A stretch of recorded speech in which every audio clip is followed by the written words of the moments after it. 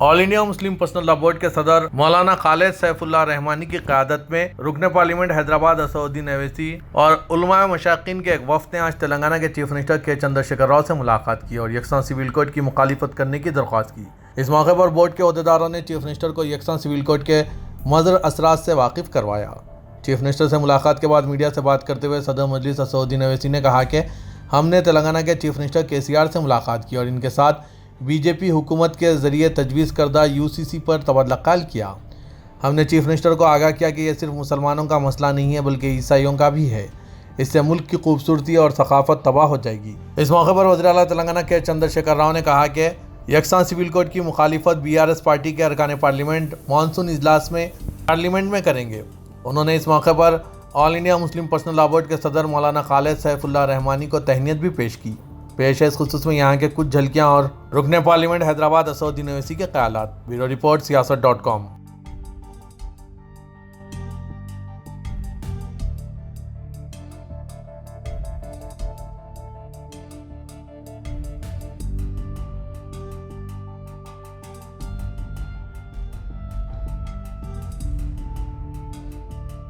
के प्रेसिडेंट है, उनकी लीडरशिप में, उनकी क़यादत में तेलंगाना के मुख्यमंत्री वज़ीर आला से हमारी मुलाकात हुई, जिसमें हम तमाम ने जनाब के चंद्रशेखर राव साहब से इस बात का मुतालबा किया, इस बात की गुजारिश की कि बीजेपी हुकूमत की तरफ से, नरेंद्र मोदी की सरकार की तरफ से जो UCC लाने की बात की जा रही है, हमने तेलंगाना के मुख्यमंत्री और वज़ीर आला से ये कहा कि आप उसका अपोज़ करिए, उसकी मुखालिफत करिए।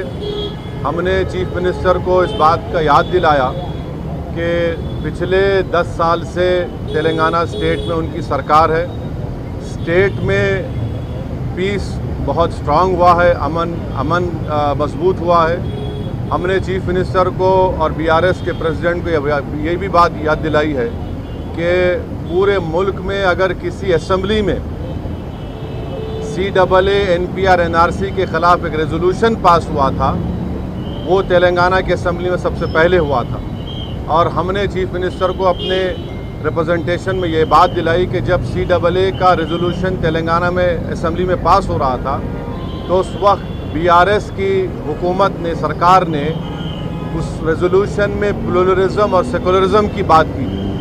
तो हमने चीफ मिनिस्टर को ये बावर किया, ये इम्प्रेस किया कि UCC हमारे देश के प्लुरलिज्म के लिए एक अच्छी बात नहीं है, सेकुलरिज्म के लिए अच्छी बात नहीं है। हमने चीफ मिनिस्टर से all India Muslim personal law board ने जो लॉ कमीशन को, जो all India Muslim personal law board ने एक नोट दिया है जो 74 पेजेस पर मुश्तमिल है, उसके इम्पॉर्टेंट पॉइंट्स हमारे प्रेसिडेंट मौलाना खालिद सैफुल्लाह रहमानी साहब उनको बताए हैं कि कैसे बीजेपी UCC के नाम पर इस मुल्क के प्लुरलिज्म और सेकुलरिज्म को कमज़ोर करना चाहती है। हमने BRS के प्रेसिडेंट, वो तेलंगाना के चीफ मिनिस्टर को भी बताया कि सिर्फ ये मुस्लिम माइनॉरिटी का मसला नहीं, ये क्रिश्चियंस का भी मसला है।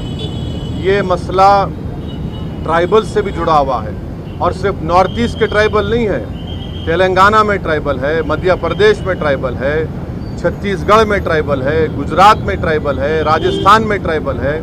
उनका एक कल्चर है और उसका तहफ़्फ़ुज़ करना, और ये सिर्फ ट्राइबल नहीं बल्कि हमारे हिंदू भाइयों के लिए भी ये चीज़ अच्छी नहीं होगी, क्योंकि हिंदू अनडिवाइडेड फैमिली के तहत 3000 करोड़ का टैक्स रिबेट हमारे हिंदू भाइयों को मिलता है। 2015 के इनकम टैक्स के फिगर्स हैं। और अगर UCC आएगा तो Hindu succession act, Hindu marriage act, ये तमाम चीज़ें ख़त्म हो जाएंगी। तो ये एक मुल्क के लिए ठीक नहीं है। हमारे मुल्क का प्लुरलिज्म हमारे मुल्क की खूबसूरती है और भारत के प्रधानमंत्री को प्लुरलिज्म से एलर्जी है, वो प्लुरलिज्म को पसंद नहीं करते। हमने चीफ मिनिस्टर को चंद्रशेखर राव को बताया कि भारत के प्रधानमंत्री बोलते कि एक घर में 2 कानून कैसे होगा। तो आज आप देखिए कि भारत के प्रधानमंत्री ने गलत कहा, मिसगाइड किया पूरे नेशन को। हमारे मुल्क में सीआरपीसी हर स्टेट में अलग है। हमारे मुल्क में 2 कानून है। अगर आप देखेंगे तो नागालैंड में सीआरपीसी का अभी तक इम्प्लीमेंटेशन नहीं हुआ। हमारे देश में अगर आप कोई बड़े बड़े मल्टीनेशनल कंपनीज है उनका आर्बिट्रेशन की हमने सहूलत दी कि वो सिंगापुर जाकर आर्बिट्रेशन करा सकते हैं। तो ये बात कहना प्रधानमंत्री का बिल्कुल गलत है। प्रधानमंत्री प्लुरलिज्म को पसंद नहीं करते। तो ट्राइबल का मसला है, सिर्फ नॉर्थ ईस्ट के ट्राइबल का नहीं है।